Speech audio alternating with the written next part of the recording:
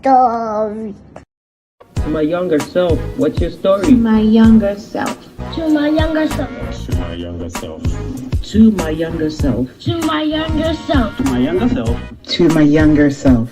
To my younger self. To my younger self. To my younger self. What's your story? To my younger self. What's your story?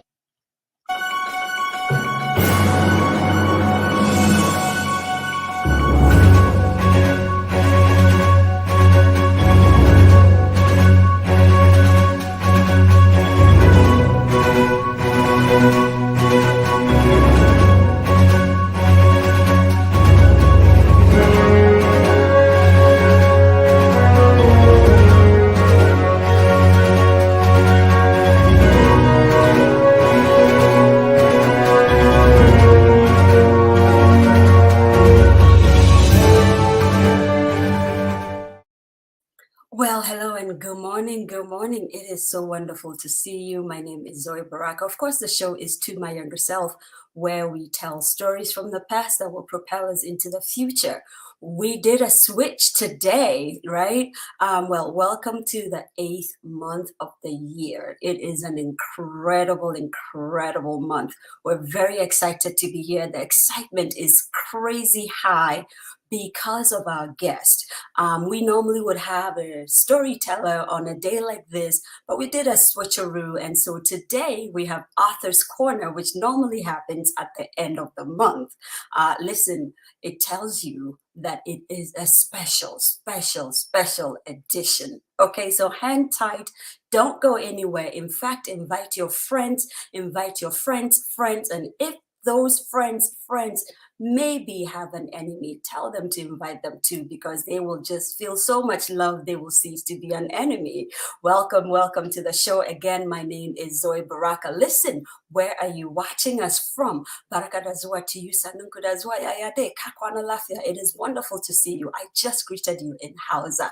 Ye ken toma fuduewela. It is wonderful to see you. I greeted you in Kosal. That is my father tongue. I'm similar to you. If you speak Wale or Dagbani, I just greeted you. It is wonderful to see you. Indina to you. Weza Leke F1. It is wonderful to see you. If you speak Ewe, I just greeted you. Etiseng Akwaba.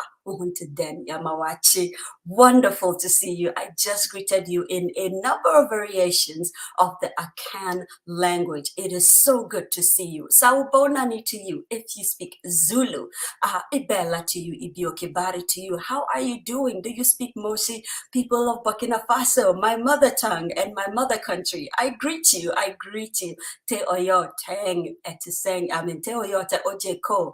See, the chi and the gan always on replay in my mind. So just forgive me. We're rolling with it. If you speak Ga, I just greeted you, keepers of the land of Accra, Ghana. How are you doing? Lale to you. If you speak Chadian Arabic, how are you doing? Intiomafe to you, the bottom of Africa, as they always say. Northern Africa, how are you guys doing? Salam alaikum to all of our Arabic and Amharic speaking friends. Ekaro to you. If you speak Yoruba, of course, Nagadef to you. If you speak Wolof, it is so wonderful to see you. Jambo, Habari Gani, Habari Yo Subwe. Do you speak Swahili? I just greeted you. Kotong to you, Amohelang to you. How are you? If you speak Sesotho, I am greeting you. Kotoli to you. If you speak Fulani, or you are Fulani and you speak Fofoldi. My father is gonna let me hear this today, right? Akeyi to you. If you speak Haiti Creole, it is wonderful to see you. Bom dia to all of us Portuguese speaking friends. Bonjour, buenos dias, bonjour, no, of course, Imaraba. Welcome. Today I'm running, so run with me. Listen, if you come into the studio, say hello, say good morning, say what's up, say something to me in your local dialect so that I can greet you, okay? It is wonderful to see you. I know it's Tuesday morning, especially in this part of the world. A lot of you are on trains and cars and buses trying to get to work, but take a minute, jump on the show and just say what's up to us, okay? We want to hear from you. The book of the moment is this: When Strong Women Cry. Guys, if you have not read this book, shame on you. I really mean that. Joking, but not joking. You got to get the book because right from the very page of this book, I got hit multiple times, just like it was washing over me. And I remember reaching out to Auntie G and saying, you have to be on this show. We have to. There's so many questions, so many things that I just think that we have to discuss. And don't you know, this incredible woman with her graciousness, with her compassion and panache and sass, all of that, I call her the woman of the decade in Ghana, okay? No woman or no personality in the media has been as prolific as she has been in the last 10 years. In all of that, she is so humble that she is even able to, I guess, I don't know, communicate with people like us. I remember I was 7 years old when I started to watch her on Ghana's premier television station. And I would tell my dad, I want to be like her. I want to be like her. I did not even understand what she was doing at that time. I only knew she was reading the news. What does a 7-year-old, do with the news? But she carried so much power that I knew I wanted to be like her. And even now, as I'm speaking to you, in my mind, I am being like OGA. It is incredibly surreal. I'm incredibly nervous, but I'm not going to show it. You know what? Let me just read through who she is, about the author, and then we'll just go on ahead and bring her on. Because if you leave me here by myself, I'll just talk for 2 hours about OGA and she'll never get on the show. But Oheneyere Gifty Auntie is a celebrated, award-winning Ghanaian journalist with 26 years experience in the media.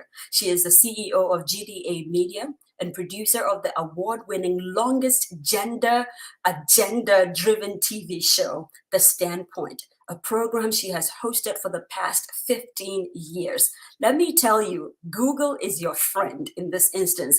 Just type in Oheneyere Gifty Auntie, and then all the information will just wash over you. Okay, so this is a very tiny, like minuscule aspect of who she is. She currently has over 60 awards to her credit. This is at the time of the book. Can I just say she probably has 70 now since May, okay? She is a philanthropist and president and founder of the Gifty Auntie Foundation, which has the Awo Danswa Reading Project, the Girl in Need Initiative, and the Happy Feet Project, amongst others. Oheneyere Gifty Auntie is a motivational conference speaker, mentor, and role model to many. She's the author of 5 books. This was at the time. Now she's the author of 6, going on 7.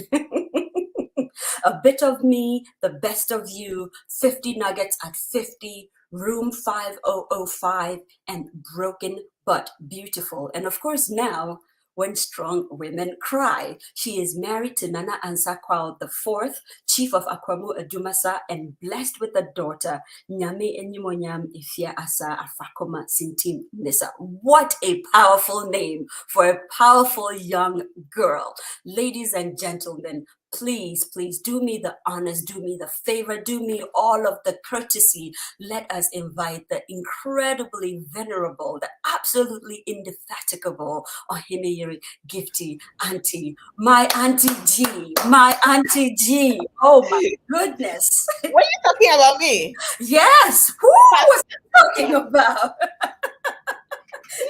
You. What's a privilege. Welcome to the show. I'm humbled. Oh my God. First, humbled. I just say, I love you. I love you. Truly love you. I You really are love an you. incredible woman.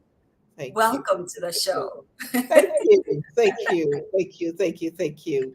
I'm humbled. And let me say thank you to last week's guest for agreeing to swap with me, because it was a very difficult day for me to have honored that invitation. So thank you for being so gracious and agreeing to swap the dates with me. Oh, he was so happy to do it, and we will let him know. In fact, he's a gentleman. I feel like he should be on your radar very, very soon. He's doing incredible things in the central region, and so we'll see what comes out of it. But Auntie G, When Strong Women Cry. Oh my goodness. Yeah. Oh my goodness. I don't know if you remember when I text you and I said something to the effect like, the very first story just hit me because that was my story. Yes. It was a difficult story. And how you even grabbed a pen and a paper or however you write and wrote about that. I had never been that confident to write about my experience. Yeah. And so thank you for that, first of all. And I'm just going to start off by saying, what is a definition of a strong woman? In fact, let me push the envelope a bit. What is the definition of a strong African woman? The strong African woman is that woman who pushes on regardless of her own pain, Mm, who lifts her head high despite the shame, mm, the name calling, and the stigma. The one who is a wounded healer. mm. She carries her own burden, but is not afraid to reach out to help others. The one who smiles, though she's crying deep inside. Mm. The one who is afraid to step out, yet she will go, not knowing what will happen. A strong woman is every single African woman and every woman across the world who has dared to even wake up every single morning Mm. and smile. Because sometimes it's so difficult, you don't even want to wake up. You don't want to get out of bed. You don't want to step out of your room. But if you're able to put yourself together to do it, regardless how you are looking, how you are feeling, you are one heck of a strong woman. Oh my goodness. You know, that just puts it in so much perspective. Can I just say, almost every Tuesday, I wake up and have a struggle with God and say, I know, must I wake up? Oh my God, the cameras, the lights. Do I want to do this? And I know you probably have a version of it Oh, where yes. you're like, Oh, I'm so yeah. not in a frame of mind to do this. Mm. But the moment the cameras go live, Yep. you put on a smile and you go, hello, And then welcome to the go. standpoint. I know, right? And And everybody goes, oh, GA, you're so beautiful. And you're like, if you know what is going on inside. no idea. I know. No idea. Sometimes you've been through some really difficult. Sometimes driving to work, you are crying. Sometimes Mm, I come and step in my office and cry. After that, mm. have my makeup on, and then you go and sit there. Sometimes during break, I said, "Oh, just give me a message, a minute. I'm rushing to the washroom and come." I'll go to the washroom, and I'll cry, and I'll come back, dust up, and I go and sit there again. Mm. So it's not easy. No, Goodness. it's not easy. Wow. You know, so when you read the book I write about, there's nothing as difficult that, the back I said, there's nothing more painful for a strong woman than when she is told to be strong or applauded for being strong, when in actual fact she is broken and dying silently inside, hoping and wishing she could let it all out. It really hurts, especially when she has been protecting herself personally as a strong woman. And you know, when I read that part, Mhm. the part that really hit me, Auntie G, was when she has been projecting herself Herself. personally as a strong woman. And I Exactly. said in my head, but it's not really because the woman was projecting herself, it's because society tells her, be a strong woman. Yeah. They push her to be a strong woman. And Yeah. then the moment she breaks down, they say, Mhm. why are you breaking down? What's wrong with you? Yeah. Yeah. No, but Mhm. sometimes we project because we tell ourselves that, listen, I'm a strong woman. We Mm. speak to people and say, listen, I'm a strong woman. I can handle this. I'm a Mm. strong woman. I do this, that. Mm. And then we tell other people, other women to be strong. Yes. And then we are hit by this, and you have no choice. Should I cry? Should I let them see my weakness? Should I let it know? Mm. And then you are, in a midst of a pot of emotions. Mm. So this book actually goes out to actually tell women that it's okay. To cry. The fact that they know your weakness. The fact that they knew that I could not have a child, but every morning I got up and sat on TV and did that Come on. until it happened. It tells me that I'm a strong woman. Mm. Funny thing is, just a few days ago, I just thank God for the, revelation and the prompting of the Holy Spirit. Mhm. I realized that this book is linked to a chapter in my very first book, A Bit of Me. Wow. Yep. A Bit of Me. This is A Bit of Me. And all my books are on Amazon and across. And yes. Chapter 19 of A Bit of Me. That's Mhm. page 67. And that happened to be the favorite of a lot of people who bought, especially women, strong women, who bought A Bit of Me and read it. It says, if only you know me. And it reads, I sometimes want someone to notice, to ask if I'm all right. The problem is, I would say yes. I don't know why. Because behind my answer, I am screaming for help. I want someone inside my head who can tell exactly what I need, how to make me feel better. I may not tell you. Um, most have to pry, ask the right questions, convince me to trust them. That is the only way to take off my mask. Once you have the real me, it is noticeable. Everything stops. I let the pain show. This pain that is so hard to cover up, and yet I manage day to day. I would sometimes try to hint, but no one seems to get it. I don't know why. Am I the only one that feels this pain? Pain that makes you shake, pain that hurts so much you can't cry. I just want to be happy all of the time. Is that too much to ask? God, why can't I be happy all the time? If only you know me, you would know that I only try my best. I am only but a broken woman, still trying to walk tall, with a smile that says, with God on my side, I can make it one day. I don't know about you, but sometimes I get tired of saying, I am fine. This is in my first book, A Bit of Me, which I released on 12 July 2019. Can you imagine that? And somehow it tied 360. with my sixth book. Wow. I wasn't even thinking about this. My goodness. But then one day I just had a revelation that, listen, what you wrote in this, what you have expanded and managed to tell the story of other women. Because what you effectually did was you were asking, can I just reveal myself a little bit? Can I pull the veil? And so you can actually see just a little bit inside my soul. And then suddenly you said, I'll do it. Yes. Even though you're not asking, I'm going to do it anyway. But what you didn't realize was others were waiting for you to do it. Exactly. And then suddenly, here you are. The question I have for you is, I feel like you already answered the question because I wanted to ask you, what made you want to write a book about strong women who cry? There must have been a catalyst. There must have been something that suddenly you just want, no, I'm going to write this book. It didn't just happen. So, yes, if you read the book, you realize I keep mentioning November 15. Yes. November 15 happened. November 15 will be a book on its own. November 15, it was a very, very terrible day.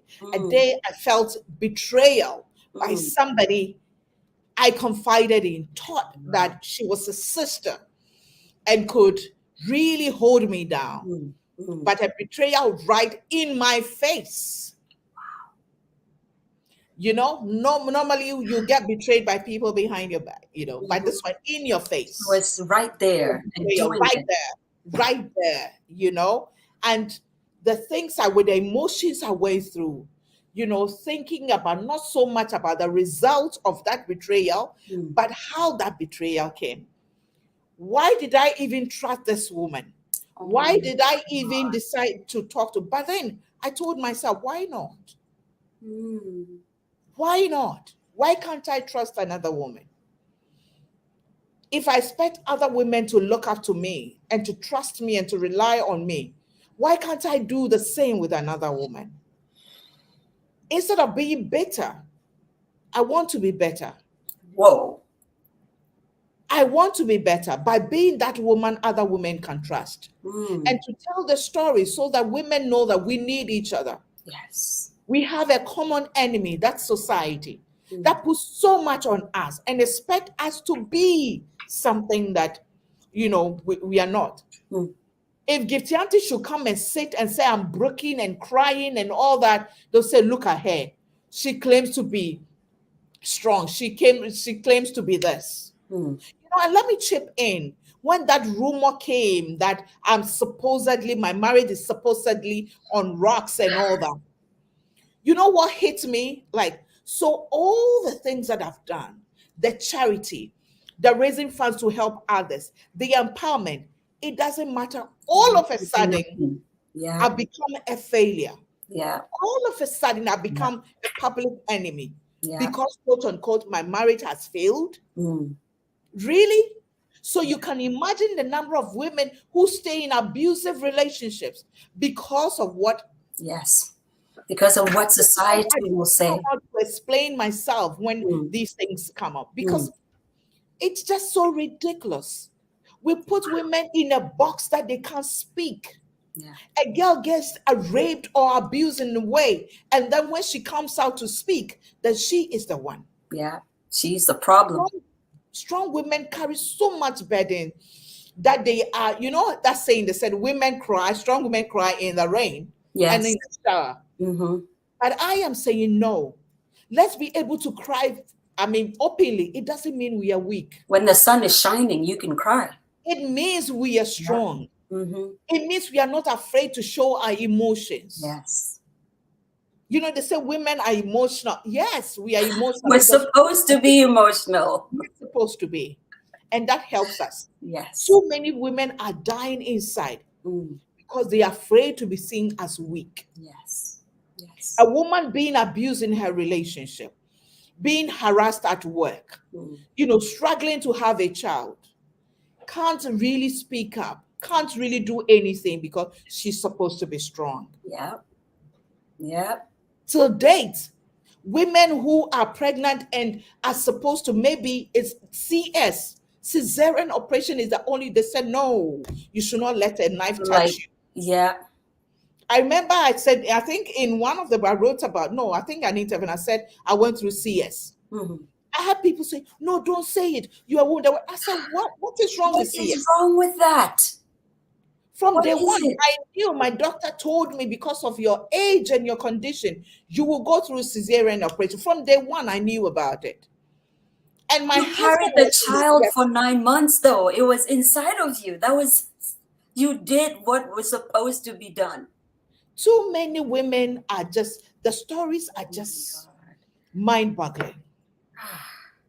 And even after the book came out, the reviews, which is going to be another book, on its own, the feedback, the stories that people shared with me, I just knew that God, this book, even just yesterday, I've sent you, a screenshot of it. A lady in UK sent me a message in my inbox, and I was just literally crying because I was going through one of those moments, and I felt like, God, Charlie Mabre, That's like an everyday story.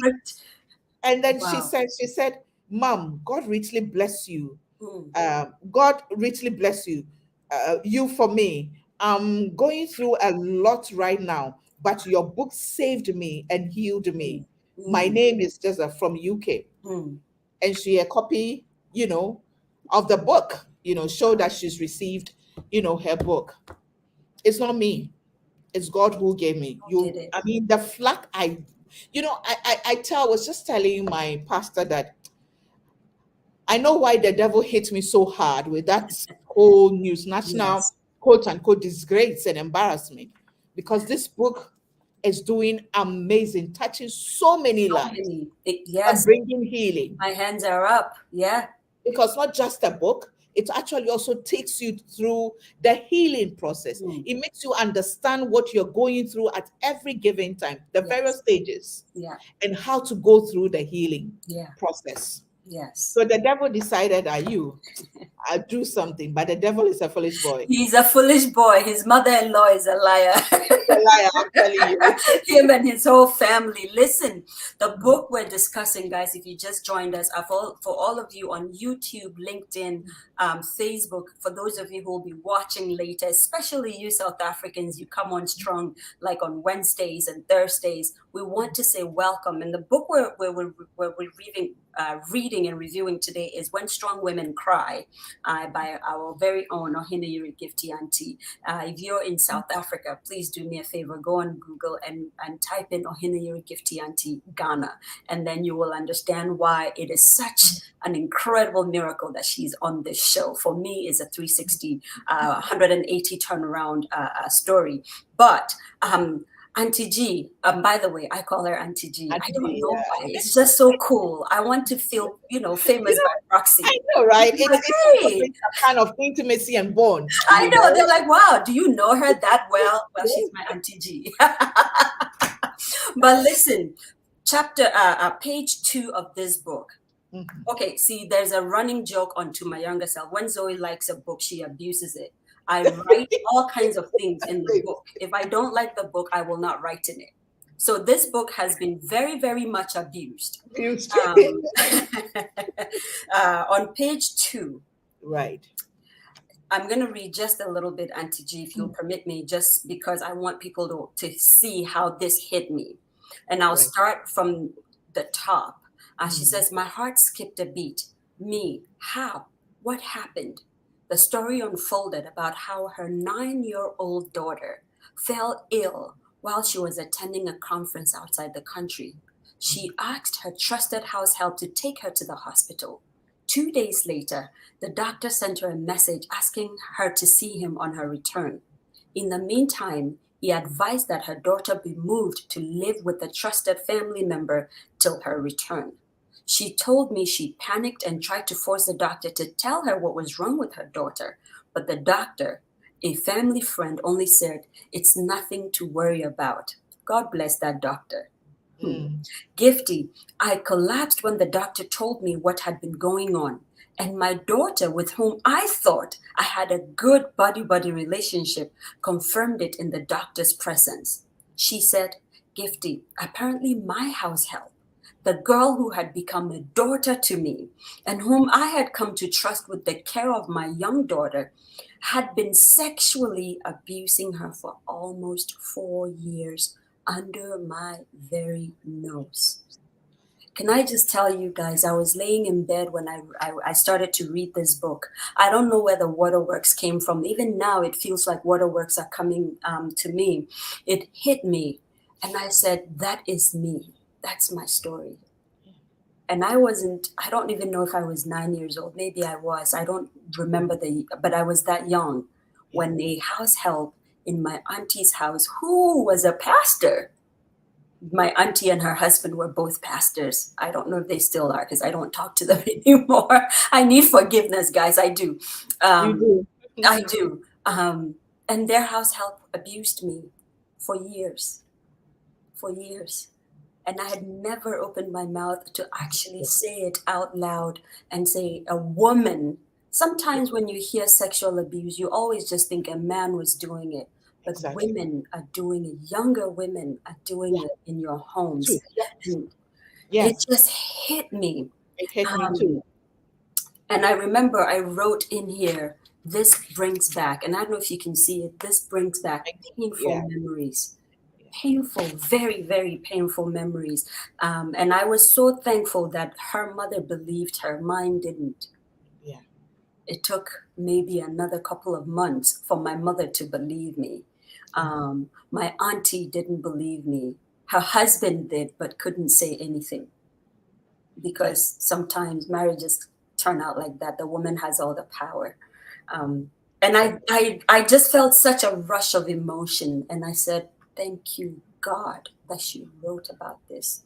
Because if she hadn't written, now I'm saying it now, and people in the comment section are going, wow, oh my God, did that happen? But it did.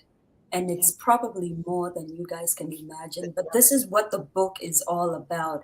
It is a tapestry of stories that women are going through. And Auntie G, I just wanted to find out from you.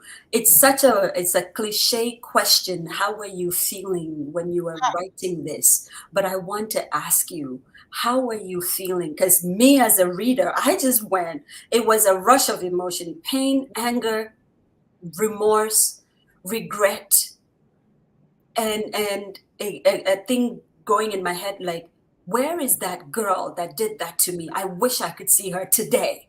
I was ready to fight in that moment. Yeah. But I don't even remember her name. I mean, yeah, yeah.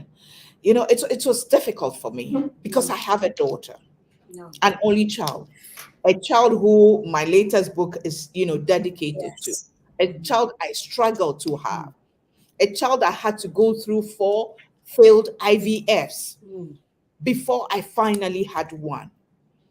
And normally you would think about, as you said, but for a house girl to abuse a daughter to that extent, and when you read further, this girl has now a life-threatening condition because of what happened. I didn't want to even go there because I was sitting on the bed and I just kept, touching my daughter, looking at her, oh my pulling her under I was, oh my struggling. mm, It was difficult for me to write. I even had to send her a message. Are you sure it's okay for me to? She said, Gifty, please. This must be an eye opener. yes. I can't tell my story this because of what I do and everything. And I've told her that I know I'm praying for her to come to a place of healing so that she will be able to write her full story. Mm, Because I only wrote a a summary of it. very sliver of it, yes. Because now even her relation with her daughter is strained. The guilt Yes. she lives with. And as you said, thank God she believed. Most of the parents don't believe their children No. when they tell them the stories. Yeah. Too many times. Yeah. Oh, you're a child, you're a baby, you're a little girl, you are lying. Don't do this, don't do that. So that story has been an eye-opener for a lot of women. Yeah. A lot of women. Yeah. In this book, Black Charlotte, I talk about, my frustration, my pain of sometimes my age group, family, friend, they don't understand why I can't go to certain places and I can't leave my daughter. Yes. I want to be able to, so I'm coming to work. She's here with the nanny and everything. If anything, I'm You're in the right morning, there. birthday, in the evening, unless maybe I'm not home. But every time I'm praying, the world has become a wicked place. Very wicked place. Very wicked place. I wonder what happened. Yes. Yes. You And this happens in our boarding schools too, Auntie G. Exactly. Women, young girls are doing this to their peers. It's just look at when it happened to you years ago. At that time, if you had come to say it or speak about it, the doubts. Oh my God. I wonder, and I will say that don't blame find a place in your heart to forgive your mother and your auntie, because you see, when you know better, you do better. Do better, yeah. They didn't know. They couldn't even think about how a girl can do that to another girl. Yeah. I did forgive my mother, by the way, because she did stand up for me eventually. But that auntie, I don't even know if I think it's indifference. I don't necessarily care if she's around me or not. I kind of just, it can be very painful. Yeah. Reading, not that it is very painful. My goodness. It is very painful. And these things are happening in our homes to professional women. Sometimes I don't say it, but even for me, when I had my child, I was working for myself, but it didn't make it easier. No. Yes, Doris says, Shan talks about, the trauma. Yeah. If not properly handled, it lives with you for the rest of your life. Yes. it never goes and affects you in ways that you cannot even fathom, but they are real. Yeah. And you know, Auntie G, the other thing, I was reading this, I remember thinking to myself, Unfortunately, this is how sometimes certain women, and listen, we're not anti anything on this I think, platform, yeah, and neither is anti G, but yeah. it goes without saying. Sometimes it ends up, I went through a phase where I thought, why was it only a girl Mhm. abusing me? Maybe I am supposed to be that. And that Maybe happens men, a I'm not, lot. yes, maybe I'm not supposed to be in relationships with men. I went through that. Even You as a know, young adult, we don't, you yes, guys, you don't get, Auntie G, thank you for writing about this. That one chapter, it's so powerful that, yeah, yeah. guys, if It you is don't have well. the book, I have to tell you, it's not a hype. I'm not hyping this book. Again, if Zoe doesn't like a book, one, it wouldn't even be on the show. That's one. If I read it and I was like, it's a good book, I would Yeah, never reach out and say, can you come on the show or anything. This book, every woman, I don't care how old you are, 9-year-olds can read it, because the yeah, beautiful thing Auntie G did with this book is she reads as though she wrote it not in for lack of a better phrase, in intellectual parlance. but She no, didn't do that. She wrote it just the way you and I are speaking, yeah, right? yeah, So it's like a couch conversation. You have a cup of tea in your hand, or like she normally likes to say, people are like in her office on the floor eating some yes. and fish and Thinking. sardines. And then they're like, oh, yeah, that happened to me. That's how she wrote the book. So it is very distillable. It's something you can understand. There is local parlance in there. It's very easy. Please just get the book. If you don't want to read it, gift it to someone you think Right. needs it. I Yeah. promise you, you will not be disappointed. I'm gonna move on. And Gigi, I have so much that I want us to talk about. You're gonna say, why is this girl? Chapter 4, The Strong Woman Without a Child. Can I tell you? I wrote some curse words in the book because I was so upset. I think Yeah. this was Raki's story, if Raki, I'm not yes. Rakia. Yeah. mistaken. Hey, Yeah. I Yeah. mean, Yeah. how? Wow. Yeah. Why? Wow. Yeah. Wow. And why do You we know? let men do this to us? And this is not a feminist banter. We're not being feminist. We're not being gender empowerment. This is not Yeah. it. That's But this real life stories. it's a real life story. And the part that got me was, and oh, Raki takes care of all 7 children Children. her husband has with Yeah. 3 different women. Yeah. I really don't know what to make of this one, but my respect for her shot up 3 Yeah. notches. Yeah. Oh my God.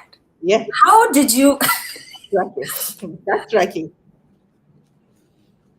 That's Raki. I don't have a question, much like you. I noticed how you ended the book. You couldn't even conclude the book, the chapter.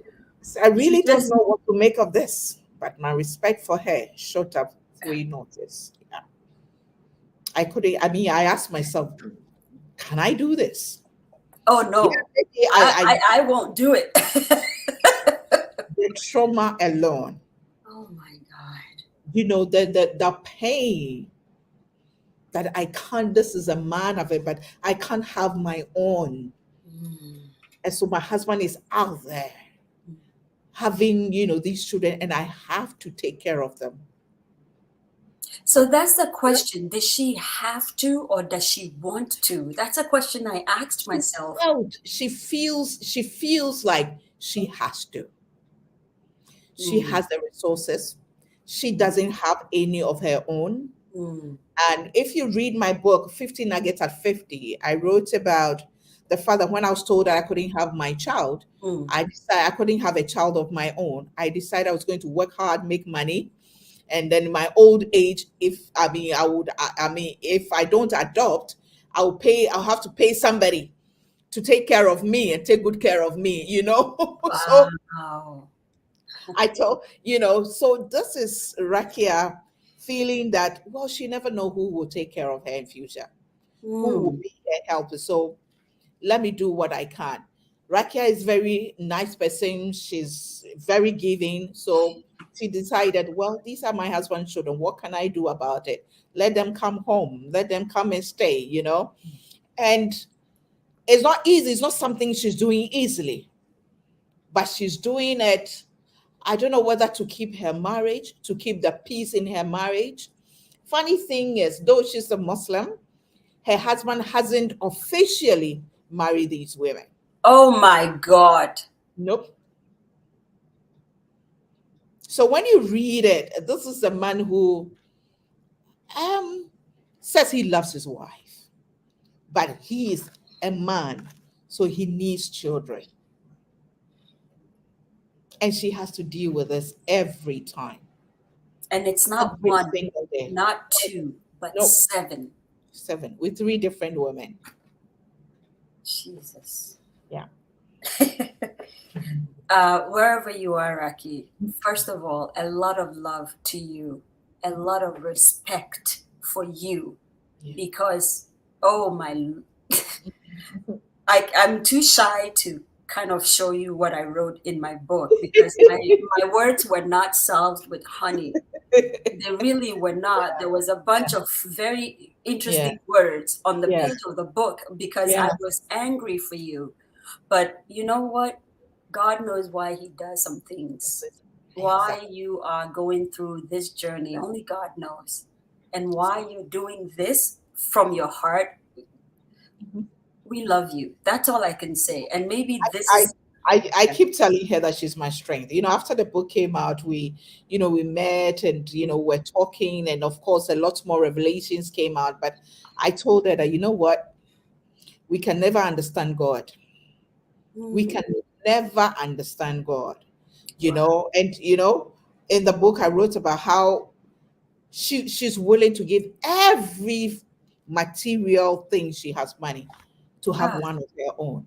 oh my God. But I keep reminding her, remember those who went through it and never came back. And we're going to talk about that in a few, steps down the line. And of course, the Black Chalote, because that's the buzz today. And we're saying you're hearing it the first time today Yes. on this show. Okay. Just ask us, what is the Black Chalote? And then we'll tell you, okay, it's an insider information. But we'll tell you because, Auntie G, let's face it, you had 3 or 4 that didn't quite go the way you wanted it to go before it actually happened. You're right. Yeah. What if you Yeah. tried the What first if? second and it didn't happen and It then you didn't didn't come back? Yeah. What if? God. What if? There have been too many women who go and they don't come back. Some even after delivery, they give birth and the next moment, The child is gone. I'm sorry if we are reminding of any family member, any husband Yes. or sister who's lost somebody to Yes. that. But I remember one of the women who read the book and she said, Gifty, I was in Rakia's situation. Oh. But one day my husband looked at me on my sick bed, Mm. trying to go through the treatment and I said, girl, are you doing this because you want to please me? I'd rather have you alive Mm. than to lose you. Mm. There's so many children in this world that we can adopt and take care of. And she's adopted 3 children. You see God that bless her. day. If she doesn't tell you, you You wouldn't know. wouldn't know. God is something else, Oh. God is, the kids look like her. The Imagine. boys look so much like her, and the girls look like the man. It's as for God. Wow. These stories are guys, again, I'm not pushing you, but please, especially if you're in this part of the world, just jump onto Amazon and just type in when strong women cry. The beautiful thing that happened that I just got really excited was I think the SEO or the algorithm on Amazon literally just pulls it up right away And I got Oh, very happy. The weirdest things makes me happy. When you just type in "when strong women cry," you just see Oheneyere Gifty Auntie, and just purchase it again. Especially teenagers. Give it to teenagers, even if they're not reading it now. 4 years down the line, they'll pick up the book and read it. They will absolutely. need it. If they need it, okay, you need the book. Just get the book. I promise you. If you're in Ghana, my big brother Nana Redamwa has it all on the platform, Book Nook store. Just That's put it. it in the cart, and they deliver so fast your head will spin. Oh, And so much. there's so many. Yes, there's so many other platforms and other places And in these Ghana. days, Nana Damwan, they insist I autograph for them. So Yes, because it's just easier. I autograph for their clients. Yes, exactly. In fact, I'm kind of a little upset I don't have an autographed copy, but I'll Don't get worry, mine I'll see soon. you soon. Anytime I see you, I'll autograph it for you. Exactly. Auntie G, I want us to move the conversation to page 27. But this is writing on the back of chapter 7, where it says the strong woman on the battlefield of work. What Auntie G did with this book is she kind of defined different kinds of strong women, which was very good, because when you think about strong women, you kind of put all of them in like a basket and think they all belong in a basket. And it's one, but it's not. There are so many different kinds of strong women. There are subsets of it. And so when she did that, I said, you know what? I may not need to be strong in this area, but I need to be strong in that area. Absolutely. And I just got it. It just clicked. So this one is writing on the story of a young woman called Abby. And when you read it, she's a great person. She does great work. She is a definition of a fine professional. She's a mover and a shaker. And the only thing Abby is having challenges with is that she's not necessarily quite married yet. And so page 27, I'm going to read a little bit with your permission, Auntie G. It says, Abby is not the only single lady who cries because of how society treats her. Despite the fact that she brings something to the table, has a seat at the table, and sometimes is the table. I said, Chai, this woman can write. I said, generally speaking, our society devalues any woman who, in their view, is old enough to marry but is not married. No one is secure, irrespective of position or standing in society. I know of female pastors who, because they're single, are not allowed to officiate weddings, counsel couples, or preach on certain occasions. There is no end to the embarrassment they go through in public with demeaning, derogatory, or sexist comments from the senior and married pastors within the church. And there's an exclamation point there, because that's how I read it, within the church, where love is supposed to reign. Female pastors in general sometimes have it really tough. They cry, but it does not stop them from laboring in the Lord's vineyard. And I said, my goodness, this woman, she shook so many tables with this book. So many tables. And I know you went through it before you got married. And I remember when you got married, actually one of my friends who knows how I kind of just hear everything you say and imbibe it said, your woman has married finally. That woman that was sitting there going, women need this. I said, but that's not what she was saying. She wasn't saying because I'm a feminist, I cannot be in love. Don't get the two twisted. I mean, and there are two categories of people who do that. Those who really don't understand, and those who understand but feel threatened that women are going to understand who they are, their worth, knowing that married or not, I'm worthy, I can achieve. Child or not, I can do this. That you have the choices. I can decide. You can decide you don't want to have a child. It's okay. Yeah. You can decide you don't want to have get married. It's okay. It's your choice. For goodness sake, God even gave us that choice. to decide to serve Him, to worship Him, to do this. God gave us the choice.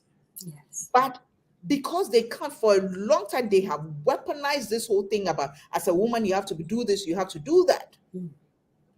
And so when they realize that the whole thing is just fizzling out, somebody is just removing the rocks one by one, the bricks. And so they will have to attack you. And to date, I insist, no need to rush. No woman, young woman, should sit at one place waiting to get married before she becomes an achiever. Come say it again. Go out there, add value to yourself, go to school, invest in properties, buy houses, build whatever, buy car.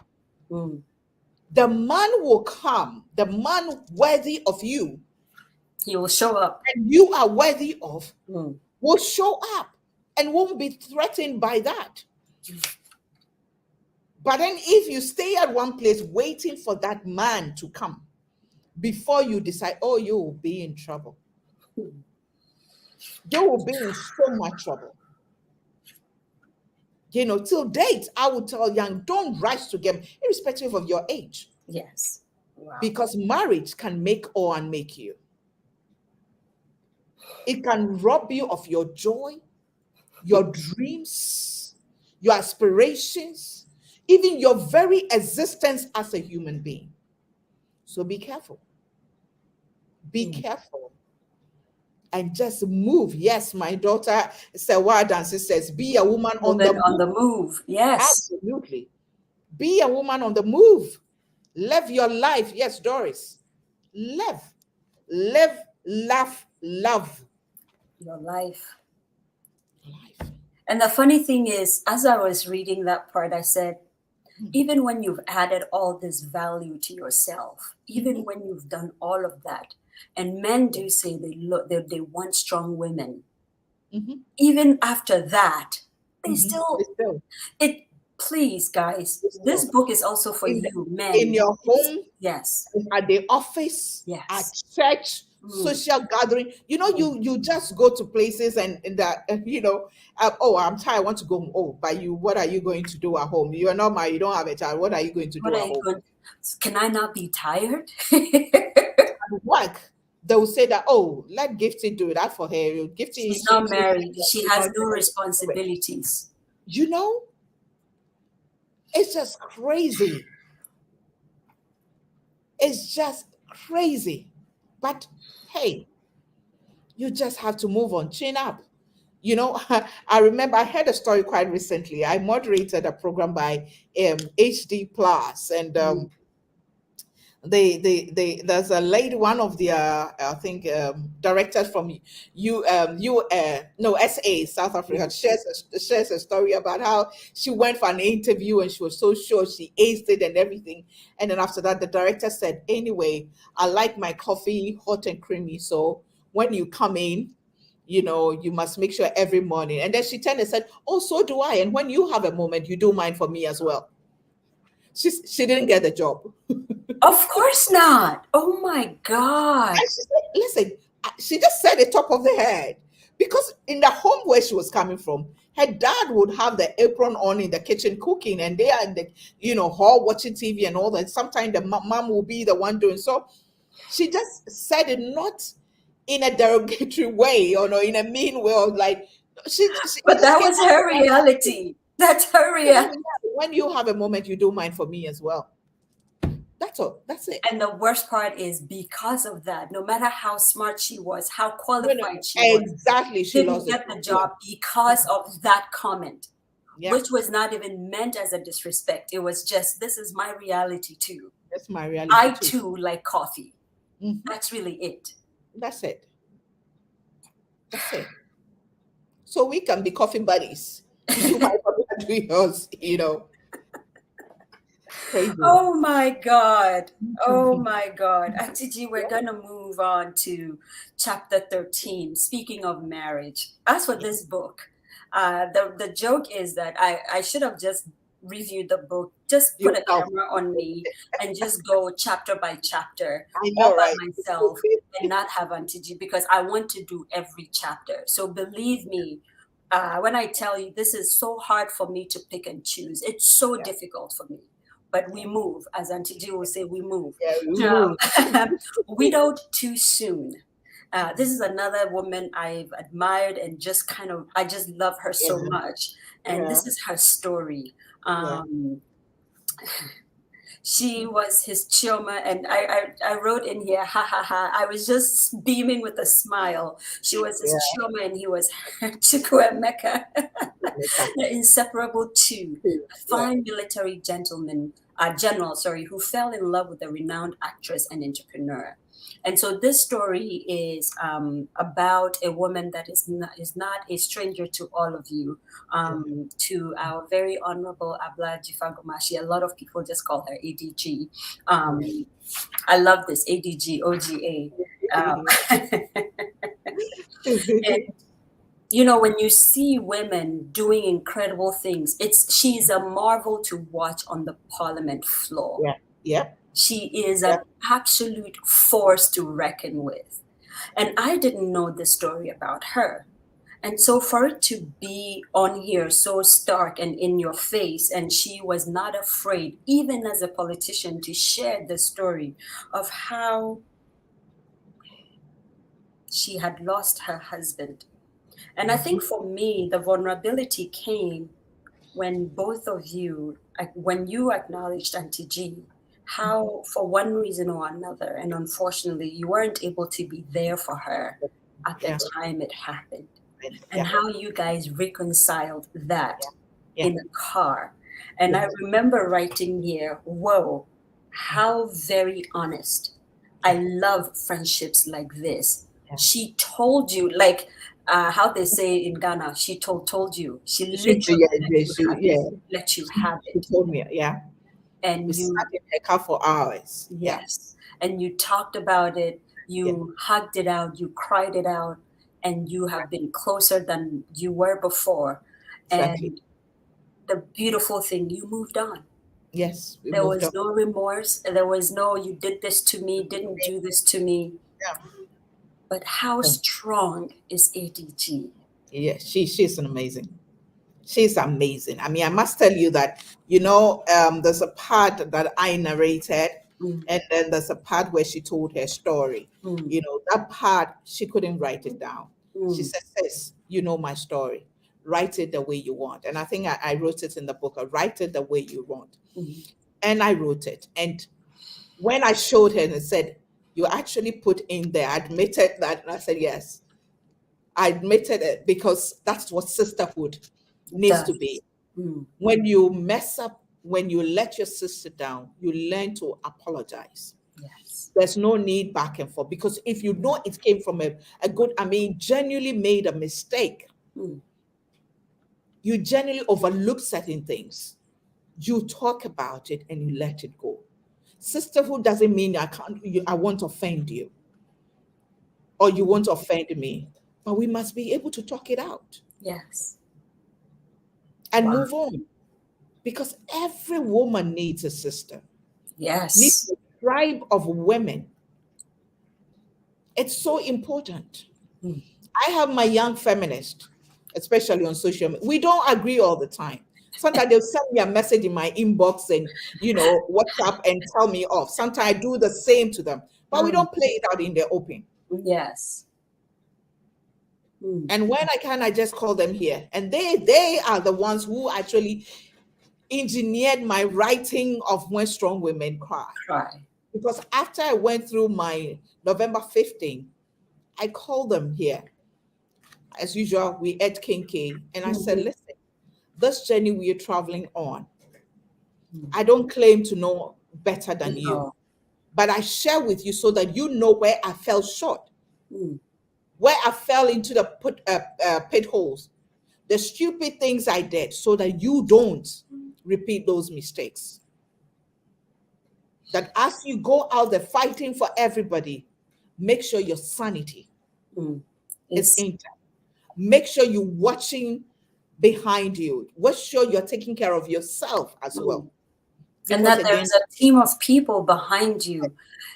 You know, there's there's some, you hear some women say, oh, as for me, I don't really have female friends, only guy friends. Why is that? Why is that? Why can't you have female friends? Most of the time they've been let down too many times by women. But I say that you are let down by the wrong women. Yes. You know, look around you. Men will let you down too, though. So it's not even a gender issue as much as people are people. Yeah. People will let you down, period. Down, exactly. Because those guys also have their, you know, motives for being there for you. And oh, yes. We're not going to even say it here, but not here, you know. Oh my God, Auntie G, chapter 14, and then we're gonna do a big leap. The strong women in the diaspora. Of course, we couldn't have discussed a book as powerful as this without touching on the strong women in the diaspora, because hey, I'm one of them. And can I just say, I had just done a whole boohoo cry as I was reading the book. I had this face. When I got here, I just had to laugh. And I wrote here, no lies told here, because hey, that's literally what I wrote in my book. But the story of there's a woman in here who did all kinds of things for a man somewhere else in Africa. Get the book and you'll get it, because the details are right here. But this is a woman who has been working night and day, killing herself literally, so somebody in Ghana or Africa can win an election. And the man turns around and I don't want to give it away. You just have to get the book, especially if you're a woman in the diaspora. Auntie G, as I read this, I said, my goodness, if this woman decided to write a story about women in the diaspora, I know, right? It will be that big, and you will not be able to finish the stories. Yeah. Last year when I came on a tour, you know, I did how many states in how many days? I remember. You were in New Jersey, New York. I remember Connecticut. No, were you in Connecticut? Delaware? No, Maryland. Maryland, okay. Maryland, Virginia, and then Boston. Yes. You know, and the programs I had, the people who talked to me, the people who shared their stories. Whoa. And the people who still talk to me till date. People I don't know from anywhere will come and share and, you know, ask for my advice, and some of them just want to talk. And to just vent and let it all out. It's really traumatic, because as a Sobimas in a strange land, the rules, the regulations, the way of life, and sometimes it can be so lonely. Yes. So lonely. And where they are becoming chimo in Kratasam. That one, the stories alone behind that one, your head will spin. The monies that about, you know, I don't know whether it was in US or being sent to you or you be mamia aba ebewu Ghana. I don't know if you follow that story. Yeah. No. Oh my God. I came to know you're being krata juma. And something happened, misunderstanding. And the one now, all you sitting in krata, I know, sold her out into Yatone Bagana. Or buy nothing. Or buy the so you juma or chop bar near dear. That one number that they called her said the baka boneba. What Ghana. So Ghana. Speed running and everything. She was crossing she didn't watch, and then she was knocked down by a car. Just like that. And she died. The stories are horrifying, different stories. For us, for people, and that's what we pray for you all the time. Thank you. We And I pray think for you and people. I, we have to do a collab. The stories. One of my professors, well, she's a doctor now, Dr. Rebecca Oheneyere from NAFTI, when she was doing her PhD at John Hopkins University. Yeah. One of her projects was about immigration. Ah, And so I remember going around Times Square with her and literally putting a camera on people's faces and saying, "Tell us your story." sorry. And of course, a few were very afraid, but those that opened up and told Open up. their stories, I and if Becky is here, I don't think we ate the whole day You won't. because your mouth would just You drop. won't. Drop. Yeah. Drop. I personally have a friend who lived on a couch but was paying the rent of the woman and all kinds of things. And many signs for police. Yes, sorry, Anapa. The man was And gone I because personally, during my hustling days in Abrochi, Obimanso, the same thing. Oh And me pay yeah, mommy. I will go to the laundrette to go and wash my. I'm not allowed to wash it because you see, oh, you see, hey, Rade. using too much water. That's another thing. The hustling. I get to Abrochi Ohima Chrome Hono. Me do what that very evening, me do an upper evening, and me start me job. Honestly, me see, I started going to UK in 1995. The only time I actually toured and enjoyed UK and went to the tourist site was last year when I came with my daughter. Yes, wow. That was Madame Tussauds. I had never been there. Never been there. I had never been to, where the bus museum. I hadn't been to so many. Even Buckingham Palace, I had never been there. Because you just go for the hustle. The money you get also will host and as when you can cry the and a host so catch obey you. Hey, Rade. One of my dear friend Tilly says, "I wish I could contribute to the chapter. Strong women in diaspora. Child, endless sacrifices in one's marriage, childcare, job. When you're a mother, wife, worker, boy. It looks like Tilly could just go on and on. Dreams thwarted." Thank you so much for writing about that, because I just went through so many things in my mind, and I said, and let me tell you this one that really killed me, the story where she worked so hard, sent money home for a house to be built. Oh, her own parent took over. And it ended her marriage because the money was supposed to be built for her and her husband. How do you explain that my father has taken over? My mother has taken over the house, done everything in her name, and moved in with her boyfriend. Oh my God! And tells you, her own biological daughter, that. And I will say, me bread, you think I suffered in vain, but I was the one watching, doing this, doing that. And when you scarf, I see from who will scout you are abroad, you have money, come and build a new one. When strong women cry. Yeah. So when a woman like that is crying, I think, first of all, thank you for being so sensitive, because the way you write it, there's no bashing in this book. It is not how could you. Actually, there's no judgment in any of the stories. None of the people, whether they were villain or protagonist, none of them there was no vilification in this book.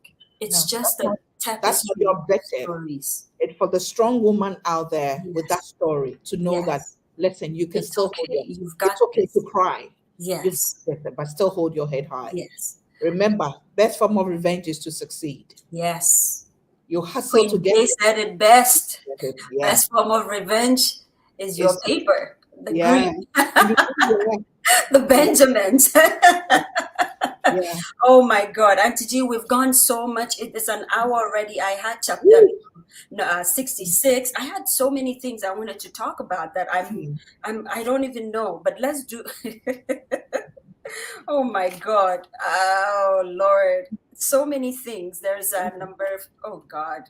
Okay, I'm gonna just do a quick edit in my head because I wanted to talk about Wheezy, autism. There's so many. You cannot pick up this book. By the way, I read this book in one day. I had plans for the day. I wanted to do things. I said, oh, let me read a few chapters. I'll go and come back and I'll read. You come with You it. lie. I didn't do that. I stayed up and I was still reading. I had to wake up mad early the next day for rehearsal, and I still was up reading the book. That's how gripping it is. The stories are short, but they pack a punch. And so I was daydreaming. I said it would be so good if Auntie G could just have this is idea, free flow of ideas. If Auntie G could just have all of the women in this book, if they are willing to kind of show their faces and just have a master storytelling class on the big stage and say, this was my story. Do you have questions? That was my story. What were your questions? And then we just keep going like that. I don't think it would be like a 3-day event. I know, right? We won't eat. We will not eat. I It know, is right? crazy what is in this book. So I'm just going to jump to 101. Ashimi mom. It's very painful. I'm very, very hurt that I can't go through all of it. It's okay. Let me move on. Oh my God, my daddy says you're doing a wonderful job. Oh, bless you. It's beautiful. Bless So you. Steve. going through from chapter 24, so it's actually 109. What Auntie G beautifully does in this book is she writes about other women, strong women. And then out of the blue, I wasn't expecting it. And I don't know for those of you who've read the book, if you were expecting it, but I wasn't. She turned the lens. And for those of you who are in filmmaking, you understand. You put a camera on someone and they're telling you a story. And then very slowly you turn the camera to you and say, hey guys, I too have a story. And then she lets it rip. And she tells her own stories. And so she starts off by saying, my crying journey, ... Yes, I have been called strong by many. Many people have told me how they feed off me and are able to keep going because I give them strength. I'm one of them, by the way. Through my write-ups, videos, shows, interviews. In fact, some say my whole life gives them strength. Hey-o, I'm one of them. People are quick to tell you, you can handle it. You're strong. If only they could see my deep scars. Thank God some of our ugliest scars do not show on our faces. No matter how deep and ugly a scar on your face or any part of your body is, it can be fixed with surgery. This is true. It really can. But how do we fix the scars buried in our hearts and souls? And then she has the very simplest of questions. Where do I start? Where do I start? Because I could go either way. And so Auntie G goes on to kind of tell you being married to a chief needs a different kind of anointing. I won't go in there. I know some of you came for some table shaking. Get the book and shake it. We're not doing it on this platform. The cry for a baby, and then she goes on the pregnancy tears, and she goes on and on.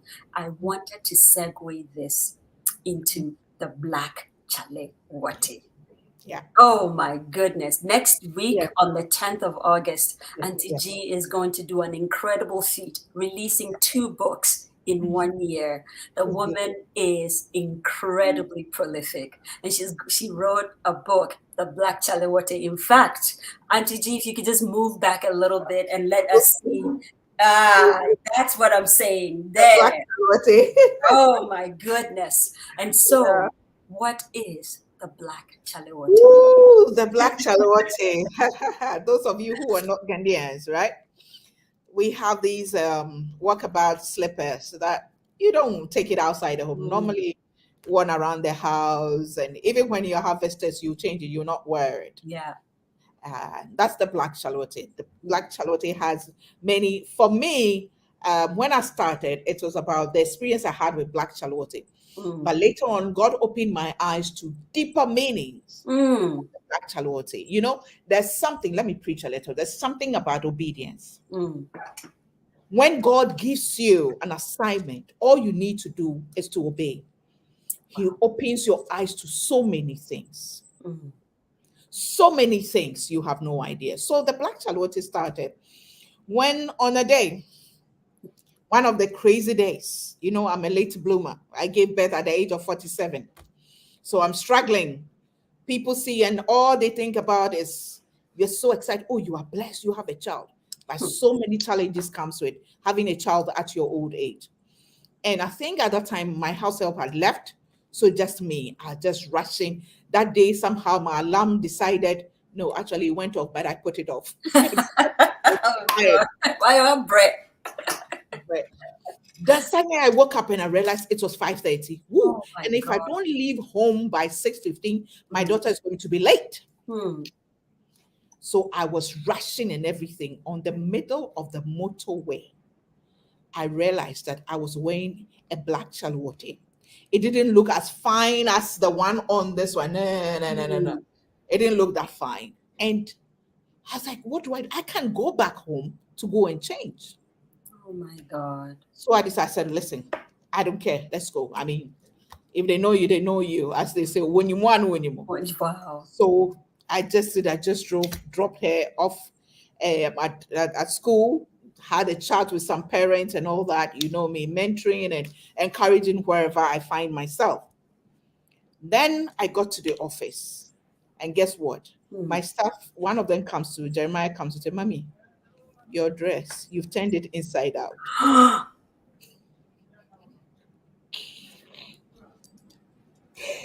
I turned my dress inside out.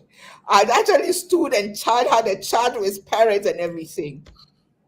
And none of them even, oh my God. And if you know me, I've gotten to a point in my life, the most important thing to me is to inspire others, to motivate them, to let them keep going. So I actually shared the story on social media on my Facebook page. And then Reverend Albert Okran said, listen, Gifty, these funny stories, you need to, you know, I have a way of turning something as serious as that into something that you can laugh. Yeah, especially when it has to do with identify with it. They wrote about their own, you know, funny moments and the crazy moments and all that. So Reverend Albert Okran said, Gifty, you know what? I think you need to write a book. And I said, so this book was started last year.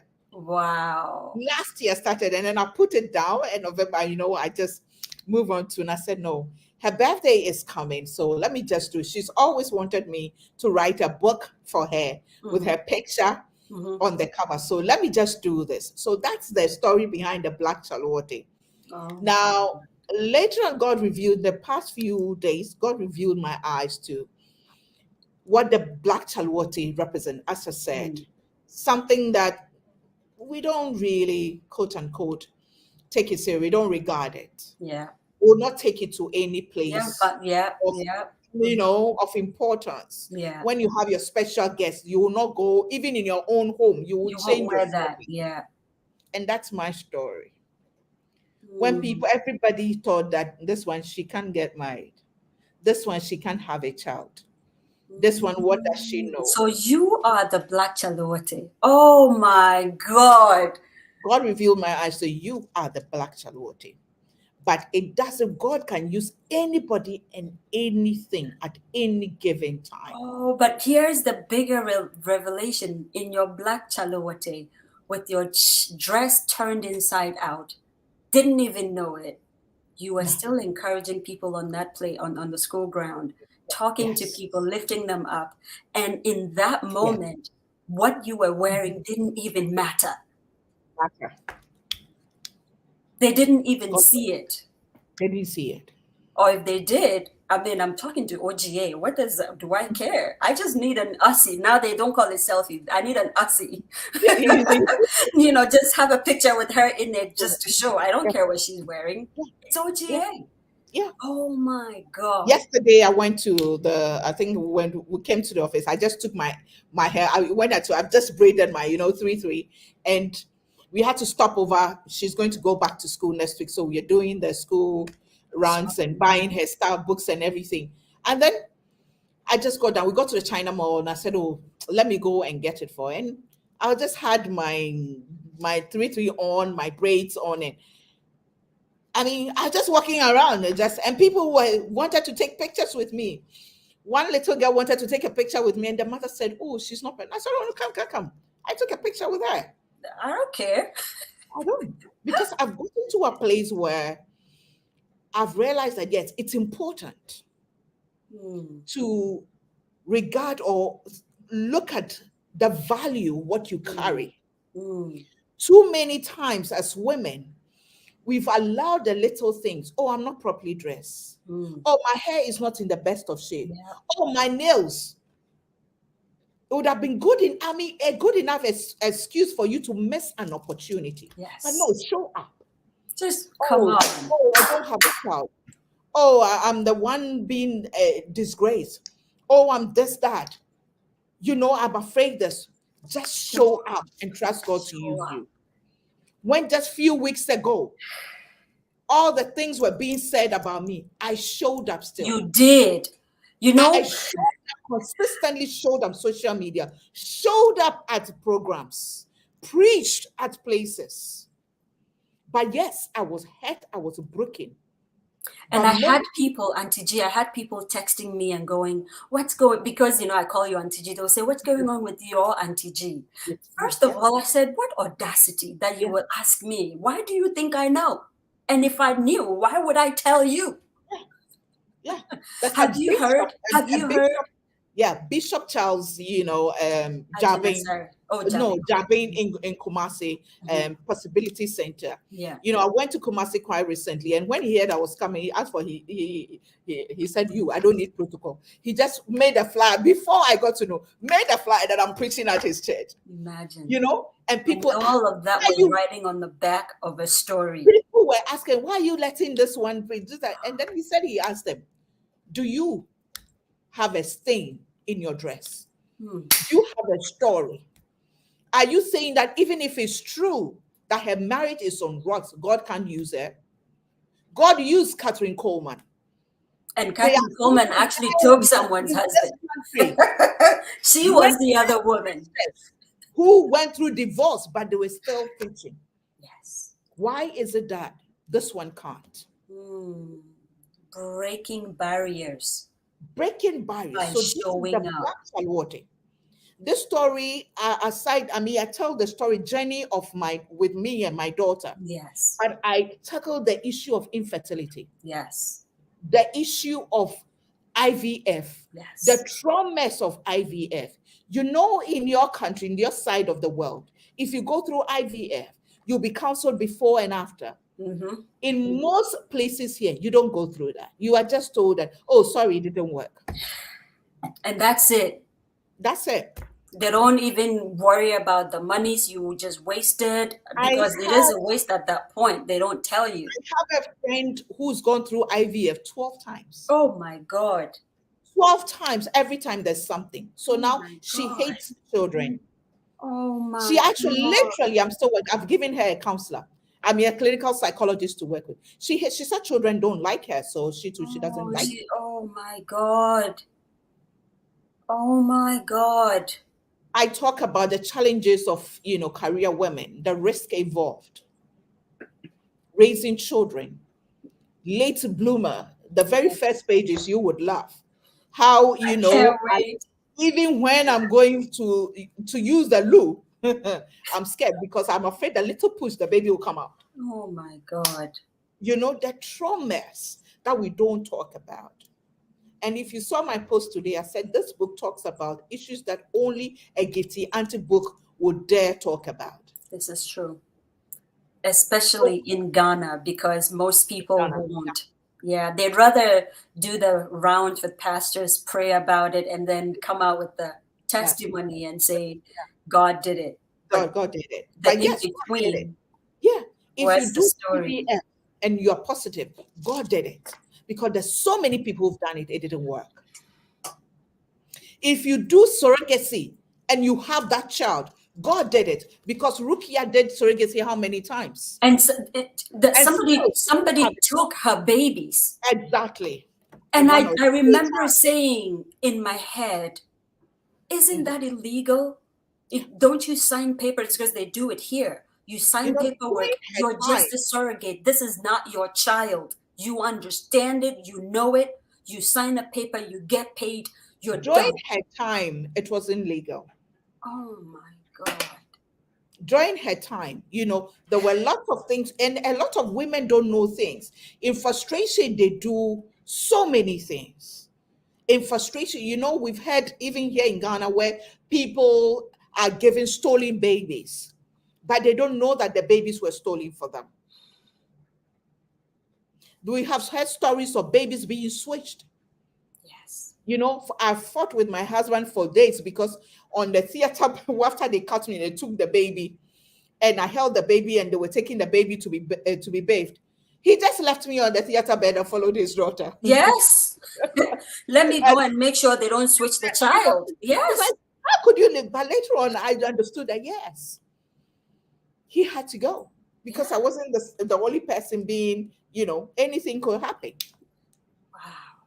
That was so So many smart of things. him to actually follow and make sure they Don't give say, me don't back say my it too, child. don't say it too loud. He will hear it, and then he will say shame Oh, on you.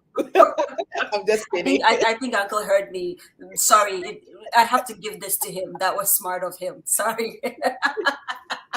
So it raises a whole lot of issues in there concerning motherhood, concerning the quest for, children, and how you need to prepare in your search for a child, in your desperation for a child, how you need to psych yourself Wow. and know that when it comes, there are going to be challenges.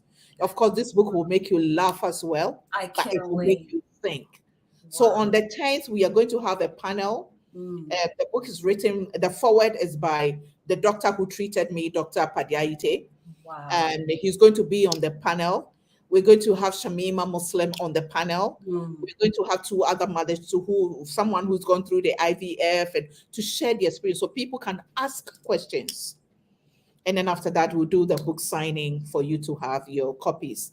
This is a limited edition because after a certain point, I will not go into reprint. Mm. When she grows up and she reads it and said, "Mommy, I need you to reprint," then You we will will reprint. update it and reprint it. So even on Amazon, we will cut it off. Maybe the end. Oh, Nana, No. Nana Damwa. I know we do. salute Nana. And then Auntie B says Oh, that I'm here. Oh, I heard it. Auntie B, please, women's circle. Don't go and Jemima says I'm sitting here nodding my head. Felt like this chapter was written for me. Had my daughter later in life, almost 40 years. No joke. Giving up your career and staying home for a year. I know you have so many stories to share. What you have effectually done, Auntie G, is you have broken a jar of alabaster box. That's what you have done. These are a no-go area stories in 2023 in Ghana. Can you imagine? It's the 21st century and we still can't talk about these things. And I dare say, pushing the envelope a little bit, it's not only a Ghana situation, it is an African situation. One of the things that shocked me was when you wrote in the book that in March 2023 is when Ghana decided to decriminalize suicide. Yeah. Suicide, yes. Of suicide. Yes. My mouth just went, what? Yeah. They punished people for trying to kill themselves. They put those people in jail. In jail, yes. Yes. Yeah. And Auntie G, vulnerable moment here. I said to myself, if I was in Ghana, then I would have been in jail 4 times. Exactly. because I have attempted it 4 times. Same here. I attempted it too. And these are, listen, And when today you I read, have so much vim. I'm when a you read, strong woman. when you read When Strong Women Cry, that I talk about when Yes. even in 2021, when I thought that having a child could fill a certain void, I And became it didn't. suicidal as well. Yes. I became suicidal as well. Of course, How yes, can of that course. be? Booknook.store, you can get copies of All of them. all my books. Our big brother, the bookseller, is who I call him. Yeah, and you He's can proud pre-order the sponsor Black of, Chaluti as yes, well. proud Yeah, sponsor of all of Author's Corners that we have on To My yes. Younger Self. And so, Oh, big brother, we want to say thank you to you for you. being a proud sponsor. And of Yeah. course, this episode, actually, To My Younger Self now has an incredible sponsor. We are sponsored by Opulence Group Realty, and they're based out of North Carolina. Yes, yes, Auntie G. You know what? You be doing it. I cannot just sit back and not do it. I gotta follow. I gotta follow. But yes, it is sponsored proudly by Opulence Group Real Estate under the expert leadership of Mr. Emmanuel Oforideku. We just want to say thank you, sir, for your belief, your encouragement. Because of you, we're able to tell these stories. When strong women cry, and of course the Black Chaluti, a bit of me, 50 nuggets at 50. This is why we do this. Auntie G, what an honor. What an honor. Thank you for breaking that box. I have to keep telling you this. Let me say, as for you, the day I come to Ghana, I think by the time you open your door, I'll be sleeping on the floor there. I'll just come, I'll just come. When, we need to talk. even the camera guys, they'll just say, let me do camera work today, because I will hold the cameras. I'll come and just do, oh my God. God bless you. This woman has done incredibly well for Ghana. I know in Africa, sometimes we drop the ball and we don't celebrate the people that are doing the good work. She's doing a good work, but she's also a human being. I wanted to say this. I never told Auntie G I would say this, but she's also a human being. Remember the word human being. She is still being. Yeah. My daughter said that to me. You saw that video I posted? No. Yeah, I posted a video on Facebook. I have to go and He said I did. It's like we were presenting. I said, "This is my daughter, Nyam. She's a brave girl, and I am." And then she said, "A human being." She prophesied. Oh yes, I remember that video. But she prophesied, you are a human being. Yes. You are still being. And Yeah. so, guys, we're celebrating her. Like I said, she's almost 70 awards in. But please make no mistake, she's also growing every day. Yeah. Please give grace. No matter what you hear, there's something in that. There's a German word called Schadenfreude. Schadenfreude is that thing where most people, whether they won't show it, but they're happy when something terrible is happening to a good person. Yeah. Because I saw a postcard recently said, I used to fight and defend myself, but these days I keep quiet and watch because I need to see those who actually believe these stories about me. And then I let it go. And then you let it go. I let them go out of my life because if you can believe this about me, when you claim to know me, when you can just pick up a phone and call me and say, I just heard, is it true? What is going on? Me, I don't even do that. And Auntie G, I just text and say, I love you. It's that simple. That's what you do. Just text. And Auntie G, I love you. Yeah. I'm sending you a virtual hug. Yeah. That's all you ever need to do with your friends, with your mentors. I remember the letter you said, I don't want to know whether it's true or not. All I want to know is that I just love you and I'm sending you a virtual hug. Yes. That's what you did. I will. So please, guys, let's celebrate. In the celebration, let us remember the God in the person, but also that even the God in the person was criticized many, many times. Jesus went through it. Yeah. So salve your words with grace, with honey. And if you don't know enough information, say nothing. Please say nothing, because this is the culmination of the book. It's because of what we say to people. That's what is making them go through all of this. No, not them, us going through all of this, especially women. Yeah. My last comment before we take off, Auntie G, is please get the book. Yeah. Men who are here, buy it for your wives. If you have daughters, buy it for your daughters. Buy it as Valentine's Day gifts to your girlfriends and your And fiancés. thank you to my younger self. They bought 10 copies. That was an honor. It was for- our honor to Yeah. do it, to just bless somebody. We had a sponsor who did it, and so we said, why not? And I'm so overwhelmed. I think after this, I'm going to have myself a good cry. And for all of you who have had Oh, Auntie Bole. Auntie Bole. Auntie Bole, my very own Auntie Bole. I love you. So much love for you. Yes, yes, yes. Christian Derby Hansen says, God bless you. God richly bless you so much, Mama Gifty. There's just so many people who are here because they love you. Of course, you know I love you. I just can't say how much I love you enough. Thank you for being you. I'm going to do a few things on our cue card.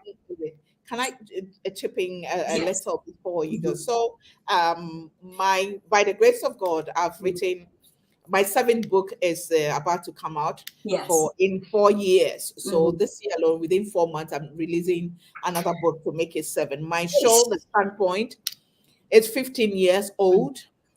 And we are having various, first of all, we dedicated a studio and a new set.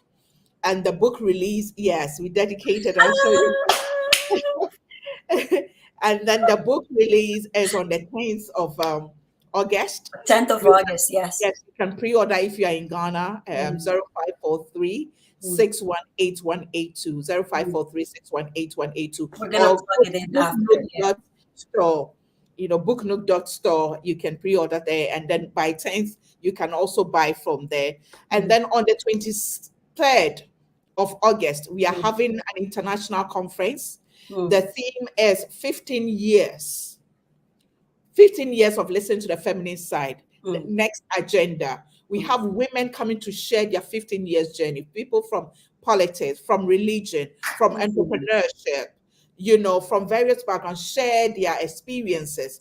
We have Roberta Bowie, who is a 2011 Nobel Peace Prize award winner. Yes, she's a keynote speaker. She's coming. It's open to all. I want student leaders to be there. I want women groups to be there. Let's have a wonderful time. We'll have the opportunity. Asking questions, interactions means a lot to me. So you get the opportunity. These are people, you may not meet them anywhere, but come, you can ask questions and be a part of it. We need sponsorship. So companies across the world who want to sponsor us, number 0543 618182. And then on the 9th of September, I'm having a program in the Central region at Village of Hope Orphanage. For the women in the area, Gomuafete area, we are feeding 150 pregnant women, giving them a hot meal, diapers, wives, and what have you.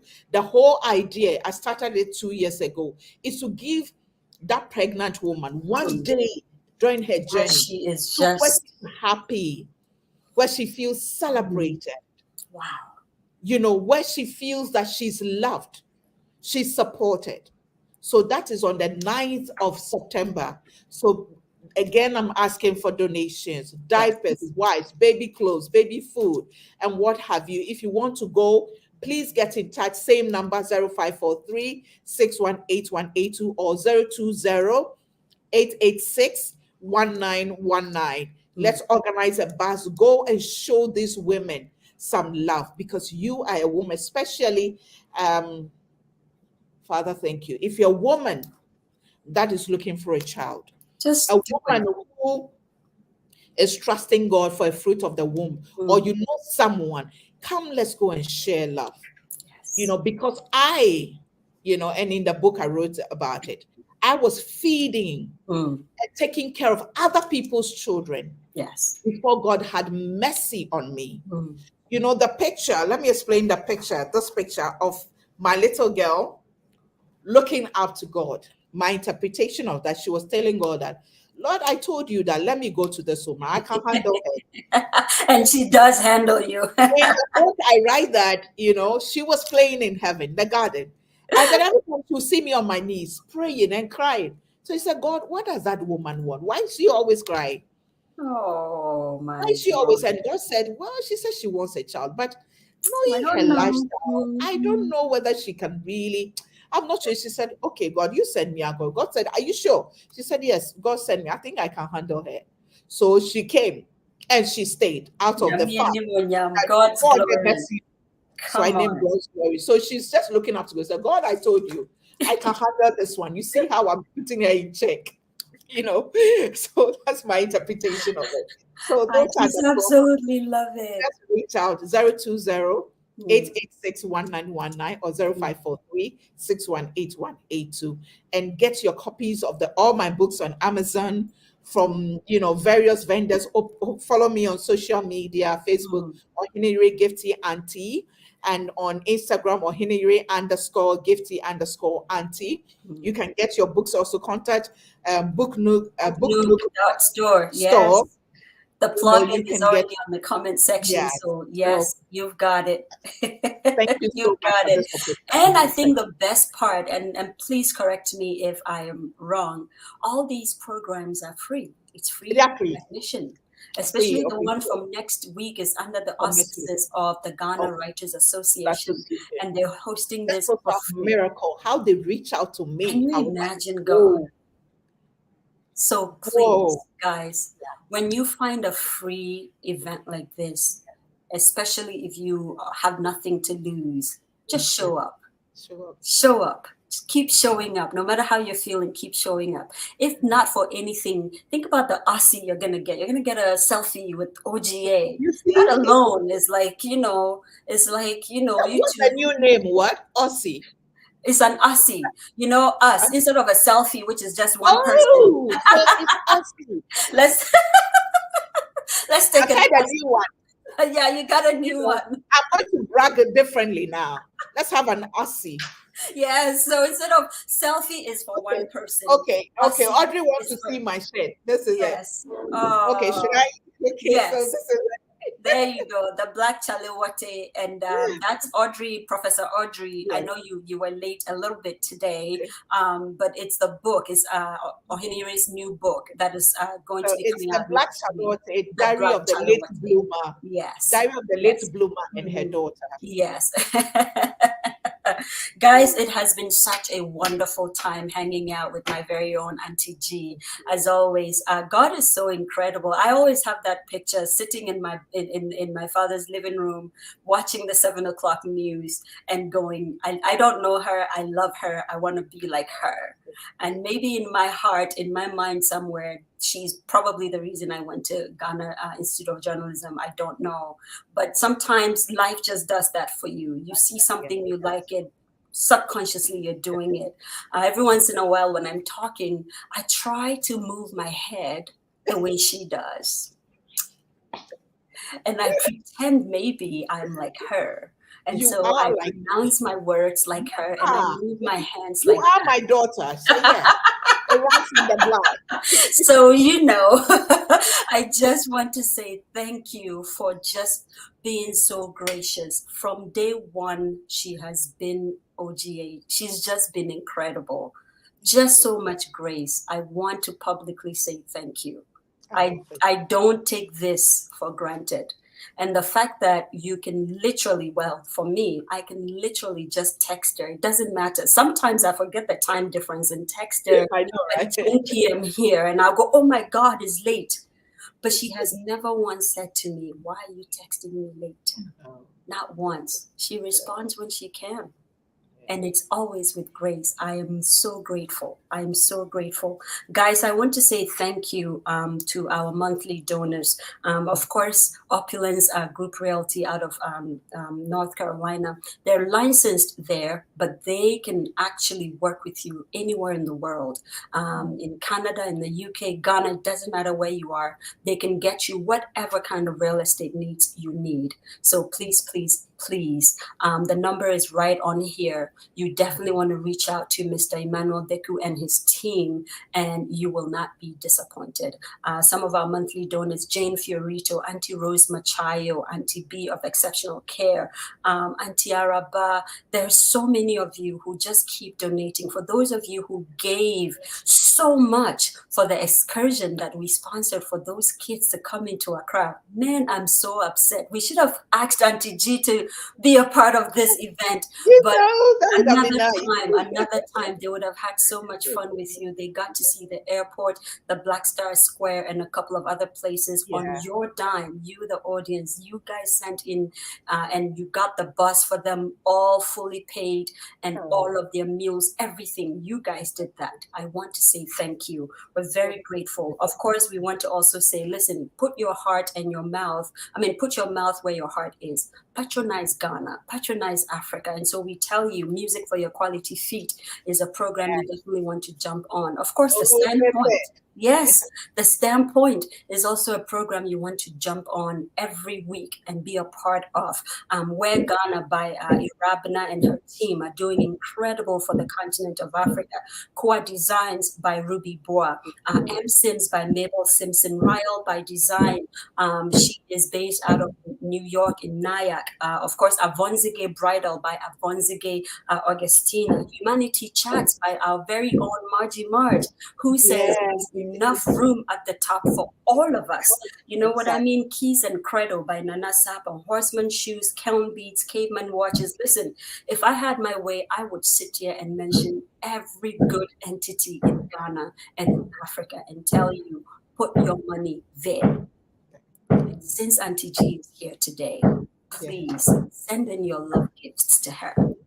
You don't even have to qualify. Just say, Auntie G, here's a 50, here's 100, here's 1,000, here's 1,000,000. We take it all. We take it all. We take it all. Okay. So guys, it is such an honor to be your host, your moderator, facilitator. I don't know, just general talker bee today. Auntie G, I love you so much. What is the last word you have for us before we sign off? I always tell whoever you are that life happens. Life happens. There are things we can never avoid in life, no matter how hard you try. But when it happens, what you make out of it, what you do with that is what matters most. To say that you fail, you fail. Make mistakes, you will. You will cry, you will hurt, you what? Yes, you go through it. But what would you make out of it? In your most dying moments, in a place where you see all darkness. You know, my foundation, the Gifty Foundation, our slogan is bringing light to lives. Light only shines where there's darkness. Come on. The woman started to preach. Where's your Bibles? Let's go. Only shines where there is darkness. When you shine your light where there's light, it doesn't make a difference. Yeah. But life happens. Dare to stand up, dare to show up, dare to take one step at a time. This short story I heard quite recently of a farmer who had a camel, and the camel fell into an empty well. They did everything they could to bring the camel out, but the camel people weren't able to bring the camel out. So they decided, they gave up. Like the black charlotte, they decided to bury the camel. So they started fetching sand and then pour it just to bury it. But as they did, as a busy they're doing farmer broken and doing that, the next moment they saw the camel's head popping out. They were wondering, what is this? And they realized as they fed the sand into the well, the camel would just shake it off and step on it. The sun comes, shake it off. Shake it off. Step on it. Shake it off. And finally, Step on it. what is being thrown at you by life, by people, by family, by work, whatever it is, shake it off And step on it. head. Oh, After the God. place of pain, I birthed 2 books Hmm. in 1 year, in 4 months, When Strong Women Cry, and now The the black Black Shallowote. Out of a place of pain and misery, I could have given up. Hmm. I could have said enough is enough.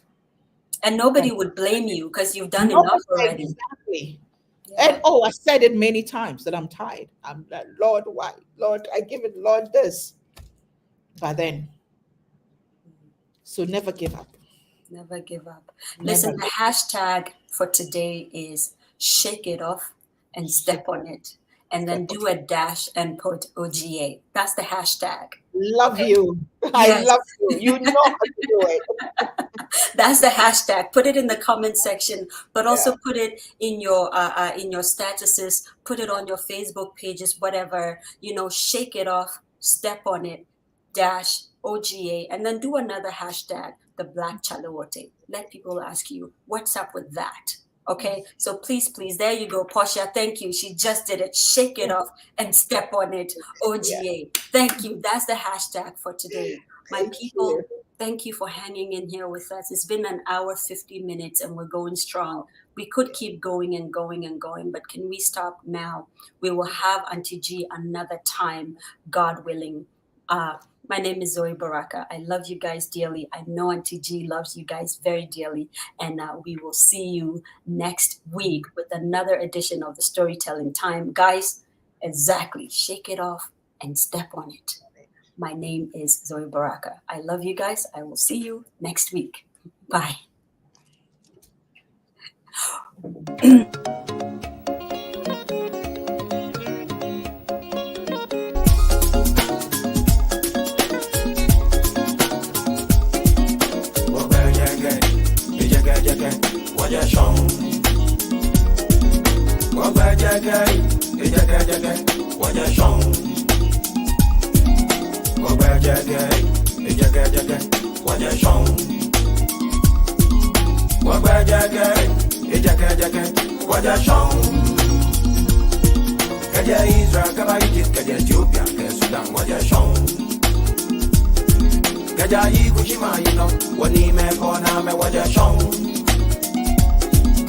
So Timbuktu, Ghana, Mali, Sumanguru, you know what you're shown.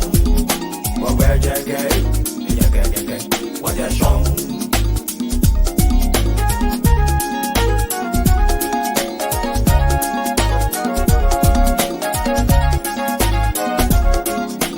So Timbuktu, Ghana, Mali, Sumanguru, you know what you're shown. Manchester, you know Sumanguru, you know what you're shown. What's that to do, you know? Why am I saying?